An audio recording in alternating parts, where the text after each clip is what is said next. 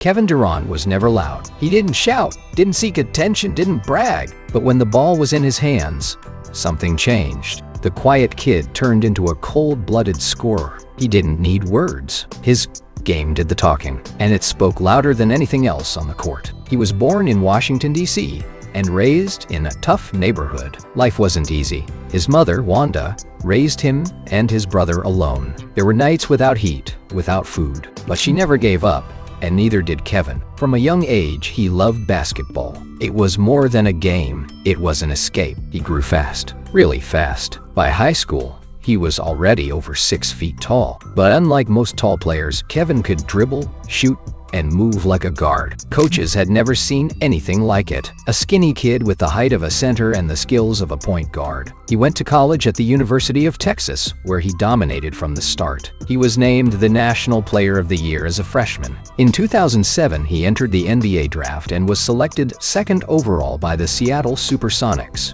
His journey had begun, and the league wasn't ready for what was coming. In his rookie season, Durant proved he belonged. He averaged over 20 points per game and won Rookie of the Year. His jumper was smooth, his moves were sharp, and he made scoring look effortless. But the Sonics soon moved to Oklahoma City and became the Thunder. Kevin adjusted, just like he always did, quietly and efficiently. With Russell Westbrook and later James Harden beside him, Durant helped build something special. OKC became a young powerhouse. They ran, dunked, and shot their way into the playoffs year after year. In 2012, they reached the NBA Finals. Durant led the team with grace and fire, but they lost to LeBron James and the Miami Heat. That loss stung. Durant wanted more. He worked harder, trained longer, and kept growing. Not just in skills, but in mindset. He won the scoring title multiple times. Each game, he cut through defenses like a blade, clean, quick, and deadly. But still, the championship stayed out of reach. He said little, let others take the spotlight. But when the fourth quarter came, the ball always found him. Fans began to call him the silent killer because no matter how calm he looked, he would destroy you on the scoreboard. In 2014, Durant had his best season yet. He averaged over 32 points per game and won the league MVP. During his speech, he thanked his mother, saying, "You the real MVP." The world saw a softer side of the quiet assassin, a humble heart behind the fierce game. But that season would be the peak for OKC. Injuries, tough losses, and missed chances followed. In 2016, the Thunder had a 3-1 lead over the Golden State Warriors in the Western Conference Finals. They were 1 win away from returning to the finals, but they lost the next 3 games. Dreams were crushed. Then came the move that shocked the NBA. In the summer of 2016, Durant signed with the Warriors, the same team that had beaten him. Fans turned on him. They called him weak, a traitor, a snake. But Durant stayed quiet. He didn't argue. He knew what he wanted: to win. In Golden State, he joined Steph Curry, Klay Thompson, and Draymond Green. The team became a superpower. The pressure was huge. All eyes were on KD. Could he handle it? He didn't talk. He delivered. In the 2017 finals against LeBron and the Cavaliers, Durant was unstoppable. He hit clutch shots, guarded the best players, and won Finals MVP. He did it again in 2018. Back-to-back championships. Back-to-back MVPs.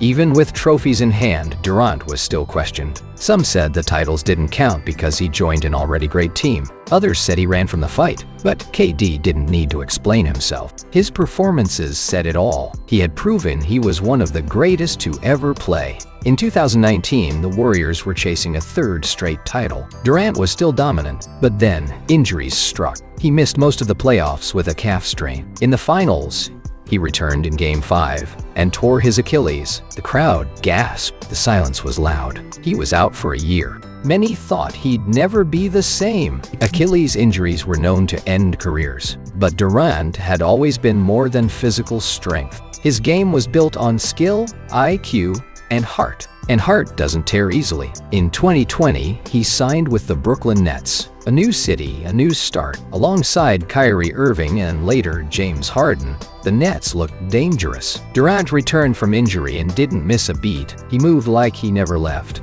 In the 2021 playoffs, he had one of the greatest performances ever.